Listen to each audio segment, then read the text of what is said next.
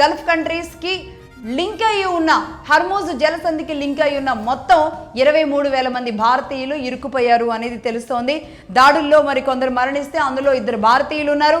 భారత్ జెండాలతో ఇప్పటి వరకు కొన్ని రాడార్స్ ద్వారా అలాగే యుద్ధ విమానాల ద్వారా కూడా అబ్జర్వ్ చేస్తున్న పరిస్థితుల్లో భారత్ చర్యలు తీసుకుంటోంది. భారత్ దాని మీద నిఘా పెట్టింది.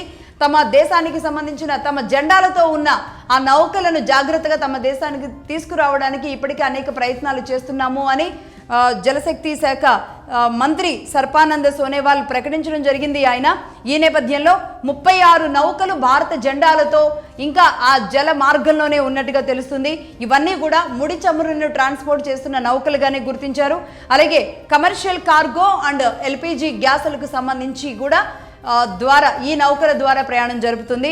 అలాగే 7 నౌకలు అయితే స్వయంగా షిప్పింగ్ కార్పొరేషన్ ఆఫ్ ఇండియా ద్వారా నడిచేవి. ఇవన్నీ కూడా గవర్నమెంట్కి సంబంధించిన నౌకలు. దాదాపుగా 7 ఇందులో ఉన్నట్టుగా తెలుస్తుంది.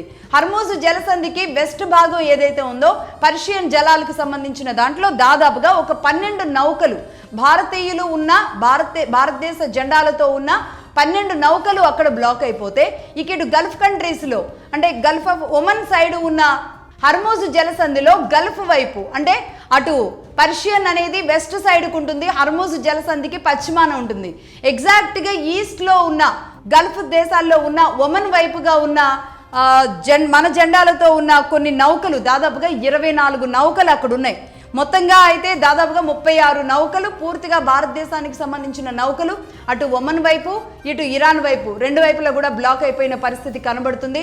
సేఫ్గా వాటిని తీసుకురావడానికి భారతీయులు దాదాపుగా ఆ జలాల లోపల ఇరుక్కుపోయిన వాళ్ళు 1074 మంది, జలాల బయట కూడా పూర్తిగా గల్ఫ్ దేశంలో అటు ఇటు కాకుండా ఎటు వెళ్ళలేకుండా అనేక రూపాల్లో ఇబ్బందులు పడుతున్న వాళ్ళు 23,000 మంది భారతీయులు ఉన్నట్టుగా తెలుస్తోంది.